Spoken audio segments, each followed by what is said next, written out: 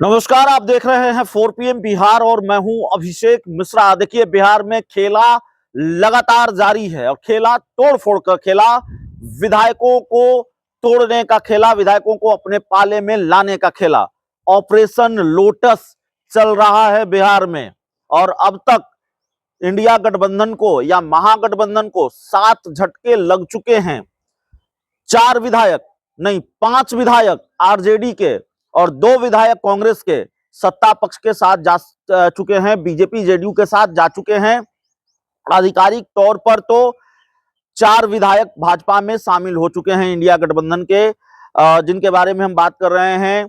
मुरारी गौतम कांग्रेस के विधायक, सिद्धार्थ कांग्रेस के विधायक, संगीता देवी आरजेडी की विधायक, ये 3 तो शामिल हो गई आधिकारिक रूप से भारतीय जनता पार्टी में।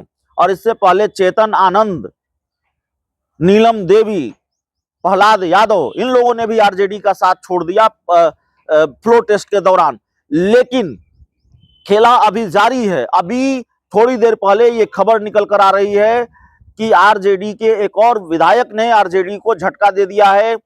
आरजेडी के विधायक हैं भरत बिंद, भभुआ से विधायक हैं और उन्होंने भारतीय जनता पार्टी में वो चले गए हैं, भाजपा के पाले में चले गए हैं।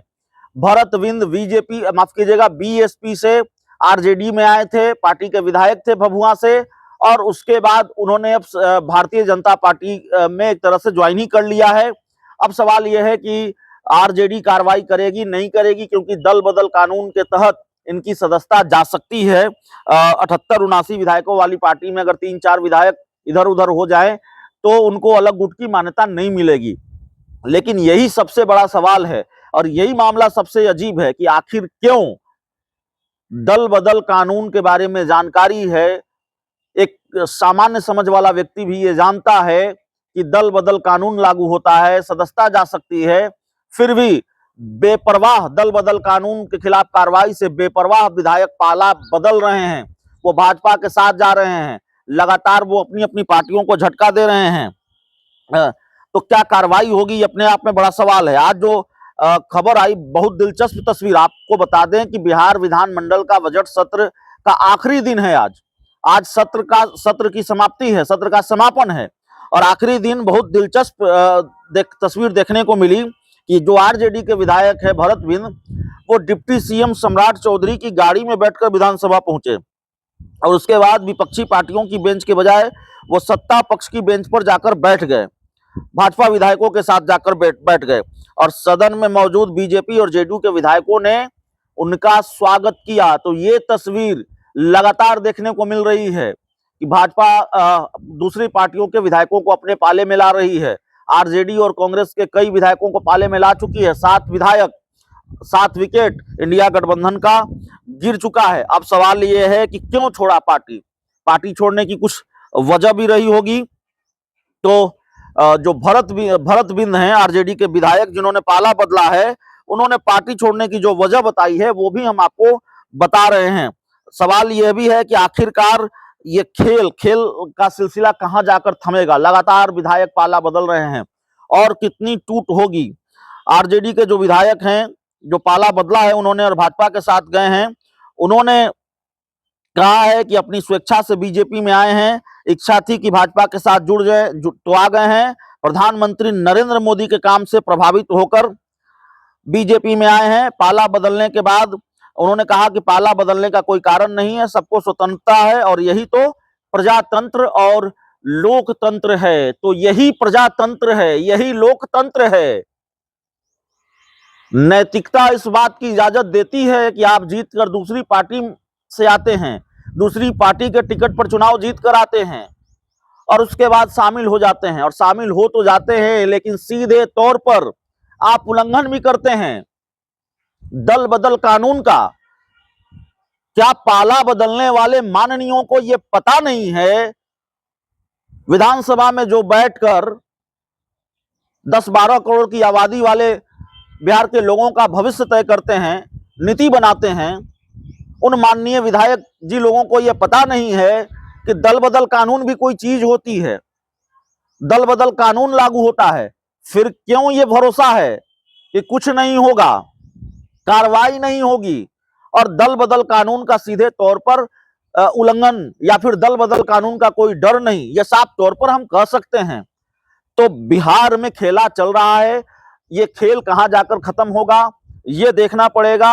और इस खेल का सिलसिला कहां से शुरू हुआ आप जानते हैं, फ्लोर टेस्ट से ये खेल शुरू हुआ और कमोबेश उससे पहले से शुरू हुआ। फ्लोर टेस्ट से एक रात पहले चेतन आनंद जो आरजेडी के विधायक थे, तेजस्वी यादव के सरकारी आवास पर जहां सारे विधायक आरजेडी के रुके हुए थे, चेतन आनंद को ले जाया गया। चेतन आनंद अपने घर चले गए और अगले दिन वो सत्ता पक्ष के साथ बैठे हुए नजर आए।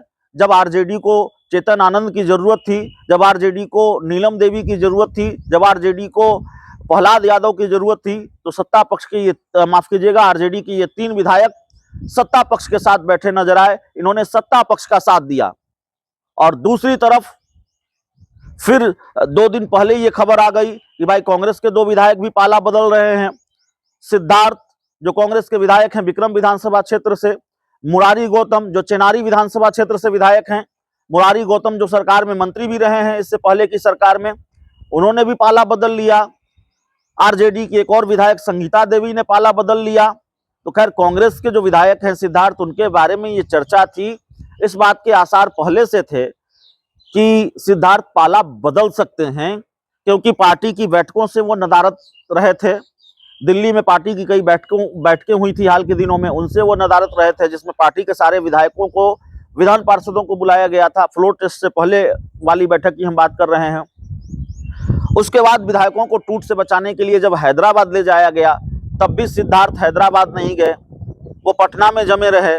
और जब हमने उनसे पूछा, हमारी बातचीत हुई, तो उन्होंने कहा बहुत हल्के अंदाज में कि देखिए सब लोग तो चले ही गए हैं, पटना में आप लोगों को बताने के लिए भी कोई चाहिए, तो मैं यहाँ बताने के लिए रुक गया हूँ।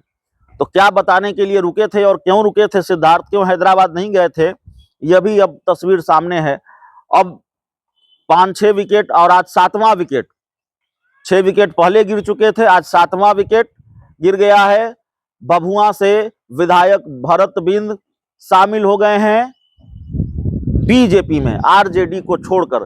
तो अब तक सबसे बड़ा झटका या सबसे ज्यादा नुकसान आरजेडी को ही हुआ है। 5 विधायक आरजेडी को छोड़कर चले गए हैं, दूसरी जगह पर 5 विकेट आरजेडी का गिर चुका है। तो जाहिर तौर पर यह आरजेडी के लिए बड़ा नुकसान है और देखना होगा कि टूट का ये सिलसिला जारी रहता है या थम जाता है, कितनी बड़ी संख्या में टूट होती है। इतना तो तय है कि ऑपरेशन लोटस का खतरा अब भी कांग्रेस और जेडीयू पर, माफ कीजिएगा, कांग्रेस और आरजेडी पर मंडरा रहा है। और इससे निपटने के लिए क्या करती है आरजेडी और कांग्रेस, यह भी देखना पड़ेगा। बहुत बहुत धन्यवाद।